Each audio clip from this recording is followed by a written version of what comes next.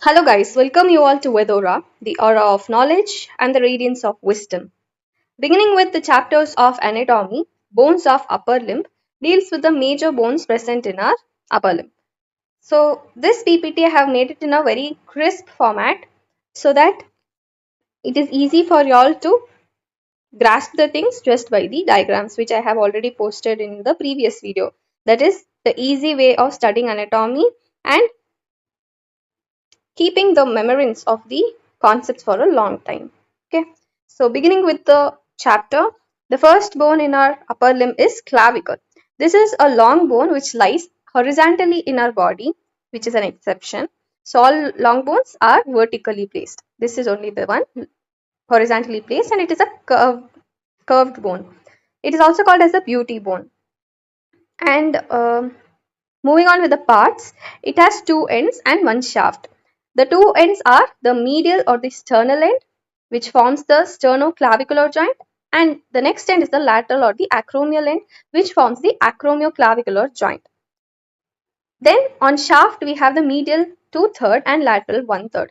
This medial 2/3 is actually rounded convex forward, and it has four surfaces: the anterior surface, the superior surface, the posterior surface, and the inferior surface, which gives attachments to many of the muscles. So the inferior surface of medial 1/3 consists of the subclavian groove. Okay. Next is the lateral 1/3 surface, which is flat and concave forward. Again, this has an anterior and posterior border and a superior and inferior surface possessing the conoid tubercle and the trapezoid ridge. And if you see about the ossification, it arises from membranocartilaginous ossification, and it has two primary center and one secondary center. Next is the blood supply to this bone. So it is supplied by the superior and inferior clavicular branches, and it is posteriorly supplied the more. Nerve supply is by the supraclavicular nerves of C3 and C4 and the subclavian nerves of C5 and C6. Coming to the muscle attachments, you need not specify the origin insertion, but it is mandatory to know it. But in exam point of view, you can just write the muscles originating and inserting into this bone, like sternocleidomastoid, then deltoid, pectoralis major, trapezius, subclavius, sternohyoid, sternothyroid, and ligaments. They are costoclavicular ligament, coracoclavicular ligament, and the capsular ligament. Then moving on to the clinical anatomy, clavicle commonly gets fractured by falling on an outstretched hand. Most common site of fracture is the junction between the two curvatures of the bone. Next is the condition called cleidocranial dysostosis, where there is a congenital absence of clavicle or underdeveloped clavicle is called as cleidocranial dysostosis. Okay. Next, moving on with the next bone is scapula. So scapula is a flat bone. It has an anterior surface and a posterior surface. The anterior surface is called the costal surface and the posterior one is called the dorsal surface. Anterior surface is concave forward and gives attachment to many muscles. And dorsal surface, it is divided by a spine to a supraspinatus and infraspinous fossa. Again, this surface also gives attachment to many muscles. Coming to the borders, it has three borders: superior border, which has the suprascapular notch, the medial border, and then the lateral border. Angles, we have three angles: inferior angle, superior angle, and the lateral angle. Okay. Coming to the process of scapula, it has three processes: spine, which is triangular self-like projection present in the posterior border of spine. Next is the acromion process, which is an expanded plate, and it has medial and lateral borders and superior and inferior surface. Next process is the coracoid process, which has an ascending and horizontal parts. Then coming to the muscle and ligament attachments.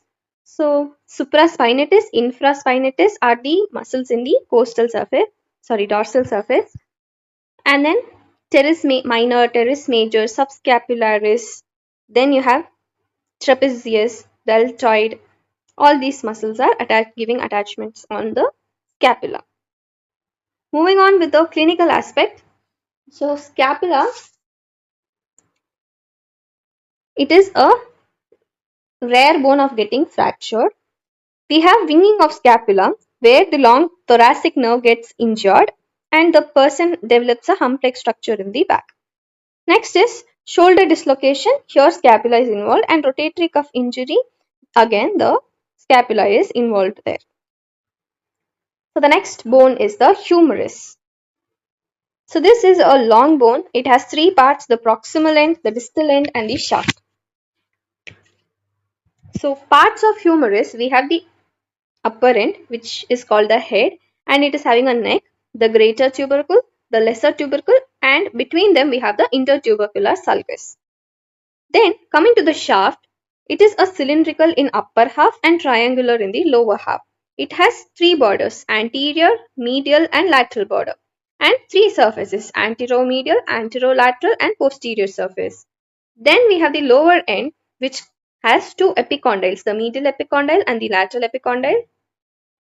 Then two articular processes, that is trochlea and the capitulum, which articulates with the radius and ulna. Then we have three fossas, which are conoid fossa, radial fossa, and the olecranon fossa. So just remember this diagram so that you can write all these things.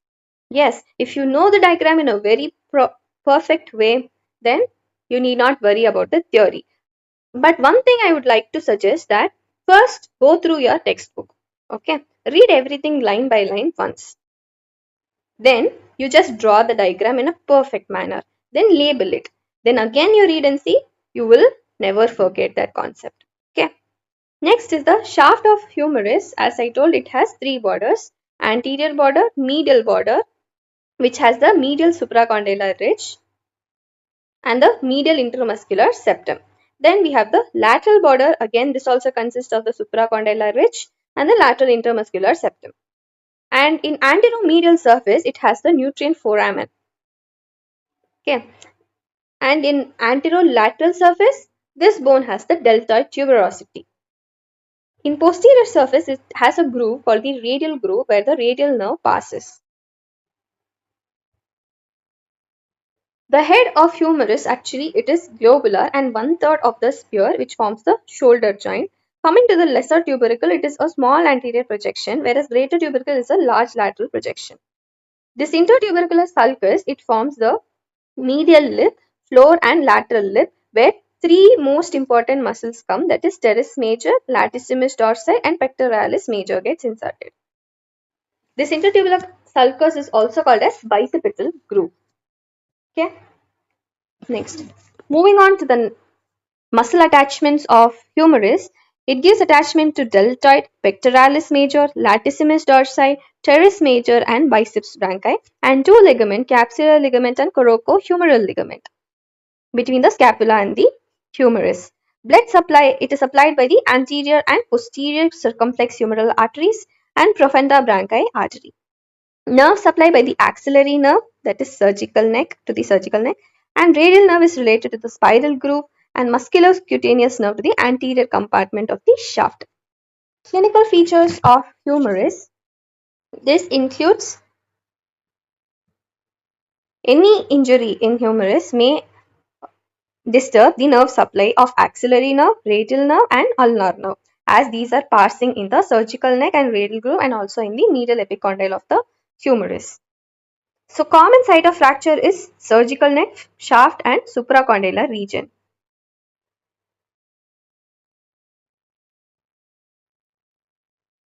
Next bone is the radius bone. So this lies in the lateral part of the forearm, and it is homologous with the tibia of our lower limb. This is again a type of long bone which has three parts: proximal end, shaft, and distal end. This is common for all the long bones, so you can just write it as. So the proximal end consists of the head, neck, and the radial tuberosity. Then the shaft has a three border: anterior border, posterior border, and the intraosseous border, which is very sharp. Then the distal end has the styloid process, where you can palpate your radial artery. And the lateral aspect is subcutaneous. That's where we palpate it.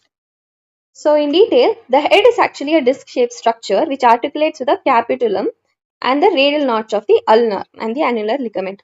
Coming to the neck, it is a constructed part, whereas the radial tuberosity, it is having an anterior smooth part which is covered by a bursa, and the posterior part is rough, which provides attachment for biceps brachii. Next, we have the shaft.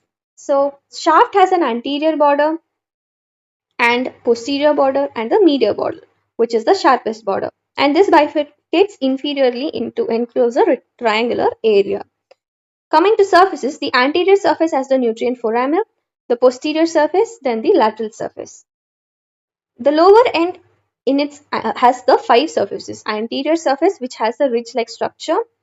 Next is the posterior surface, which consists of the Lister's tubercle and 4 grooves. Medial surface has the ulnar notch for the head of the ulna, and it gives attachment to the articular disc. Next, we have the lateral surface, which is grooved, and inferior surface. Again, this lateral triangular area for scaphoid and medial triangular area for lunate. Next is the muscle attachment. So, this bone gives attachment to brachioradialis, pronator teres, supraspinator muscle, then supinator muscle, then the flexor pollicis longus, extensor pollicis longus, and the extensor indicis, and 2 ligaments, annular ligament and the interosseous membrane. Blood supply is supplied by the radial artery and the anterior and posterior branches of profunda brachii. Nerve supply by the deep branches of radial nerve. Clinical aspects of radius is again the fracture. It has Cole's fracture, Smith's fracture. So Cole's fracture is actually called the dinner fork deformity, where the distal parts of radius get fractured. Coming to Smith's fracture, this is reverse of the Cole's fracture, where the distal fragments get deplaced anteriorly. Next, we have the pulled elbow. This is mostly seen in children. When they carry the children, they give a powerful jerk on the hand so that the radius gets dislocated. Next is the ulna bone, and another important bone lying in the medial part of the forearm, which is homologous with the fibula of the lower limb. So this is also a long bone which has 3 parts: proximal end, shaft, and the distal end. And then the upper end of ulna has the coronoid process and the olecranon process. This coronoid process is actually a self-like projection. You can see it in the image. And it has 4 surfaces. The superior surface, which is articular. Then the anterior surface, which has the ulnar tuberosity. It is a sublime tubercle. And then the medial surface and the lateral surface, which has the radial notch. Moving on with the olecranon process, it is a beak-like projection which has 5 surfaces. Anterior surface, which is articular; posterior surface, which is rough and triangular, which is subcutaneous. You can feel it in your medial side of your elbow when it is flexed. And the medial surface, then the lateral surface, and then the superior surface. The shaft of the ulna has 3 borders: anterior border, posterior border, which is subcutaneous, and the lateral border, which is sharp, and it is giving attachment to the interosseous membrane. It has 3 surfaces: anterior surface, medial surface, and posterior surface. The lower end of ulna has the head and the styloid process. So the head forms the inferior radio-ulnar joint, giving an attachment to the apex of triangular articular disc. And the styloid process, it has a groove on the lateral side for the passage of flexor carpi ulnaris muscle. The muscle attachments are brachialis, flexor carpi ulnaris, pronator teres, extensor carpi ulnaris. And ligament attachment is ulnar collateral ligament in the olecranon process and annular ligament to the radial notch. Blood supply is supplied by the anterior and posterior ulnar recurrent artery and the interosseous artery. Nerve supply by the C5 and C6 anterior interosseous nerve and ulnar nerve of C8 and T1. Clinical aspect: before that ossification, it is from one primary center. Yes, and from two secondary center. Clinical anatomy of ulna. So you have fractures like nightstick fractures, Montangia fracture, Hume fracture, and Mendelung's deformity. So fracture maximum it happens in the proximal end. Montangia fracture is a proximal ulnar fracture with radial head dislocation. And olecranon fracture is also mentioned, which is common. Coming to ulnar nerve injury, it happens at the cubital tunnel. Next bone are the carpal bones. These are the small bones present in two rows, which are proximal row and distal row. So in proximal row, you have four bones, which are scaphoid, lunate, triquetrum, and pisiform.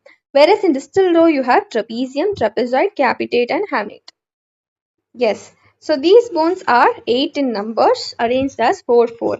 This each bone in detail let us go through. Scaphoid is a board shaped bone, as you can see it in the image. It has a tubercle on the lateral part and it has a constricted neck. Next is the lunate bone, which is moon shaped bone, which is semilunar articular surface for the scaphoid on its lateral side. So it is having a quadrilateral articular surface for the triquetral also. Next is the triquetrum bone, which is a pyramid-shaped bone. It is having an oval facet on the distal part of the anterior surface for articulation with pisiform. Pisiform is a pea-shaped bone and smallest carpal bone. Trapezium. This is a quadrilateral shaped bone. Trapezoid is a shoe-shaped bone. Capitate is the largest carpal bone and hamate is a wedge-shaped bone. So these bones give attachment to the flexor retinaculum and the lumbricals, to the adductor pollicis and the interosseous muscles.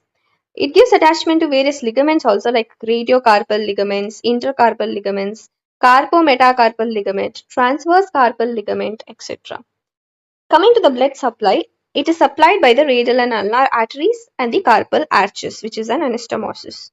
So anastomosis is the place where many blood vessels come and unite together, supplying the area. Next is the nerve supply. It is supplied by the median nerve, the lateral, three lateral digits, and the ulnar nerve in the first half medial digits, and the dorsal carpal branch by the radial nerve, and the superficial branch by the ulnar nerve. So, capitate bone, it ossifies in the second month of intrauterine life. Hamate bone in the third month of intrauterine life. Triquetrum bone in the third year of birth. Lunate bone in the fourth year. Scaphoid, trapezium, trapezoid in the fifth year, and pisiform in the 12th year. Clinical features of these bones. Fracture of scaphoid bone is quite common in a fall of outstretched hand. Whereas anterior dislocation of lunate may produce carpal tunnel syndrome. Okay. Next, moving on to the metacarpal bones. So metacarpals are the 5 miniature long bones which are numbered from lateral to medial side. So these bones have the head which is rounded and it is placed distally, and its shafts are concave on the palmar surface. Its dorsal surface bears a flat triangular area in the distal part. The base lies proximally and smaller than the head. Okay. Coming to the muscle attachments. So these are giving attachments to the flexor digitorum profundus, to the distal phalanges, and interosseous muscle to the medial and lateral sides, and lumbricals to the extensor hood. Ligament attachment to the collateral ligaments, palmar and dorsal intrametacarpal ligament, and deep transverse metacarpal ligaments. Clinical aspects of these bone, they get fractured. Common is fifth one. Fifth bone is common to get fractured. Bentis fracture is the fracture of the base of the first metacarpal, whereas Boxer's fracture is the fracture of neck of the metacarpal due to violent trauma. This involves the fifth metacarpal. Then we have something called polydactylity. It is an abnormality of fingers or toes wherein extra digits which are not formed fully, these have poor muscular development and are useless. Okay. Moving on with the last bone of our upper limb, phalanges. So they are 14 in number in each hand, 3 for each finger and 2 for the thumbs. So each phalanx has a base, a shaft and the head. So this is also a type of long bone. It is cylindrical in shape. Moving on to the muscle attachment. So it gives attachment to flexor digitorum profundus and extensor digitorum. Ligaments like collateral ligament, palmar ligament and extensor expansion. Blood supply is by the digital arteries, dorsal and palmar metacarpal arteries and arterial anastomosis, and nerve supply by the digital nerves, palmar and dorsal nerves. Coming to the clinical aspect, so Fracture of distal phalanx of middle finger is common. It is treated by splinting the injured phalanx to the adjacent normal finger and it is called buddy splint. Okay. So these bones ossify from a primary center which appears during the 8th week of development, and secondary centers appear during the base 2 to 4 years and fuses after the shaft during 16 to 18 years. So yes guys, this is about the bones of upper limb. You can comment for such videos if it is really helping you in coping up with your exams and studies. So this is how you have to study anatomy. But see that you prepare a proper notes by yourself, drawing the diagram with your own hand, marking the parts neatly, and then correlating and remembering the concept just by seeing the diagram. So that will really help you in remembering the concept for a long term, and it gives you a better understanding also. Okay, so try to follow that. So that's all for today. Thank you. Don't forget to subscribe the channel and follow for more videos. Comment if you need any videos or any suggestions and like the video.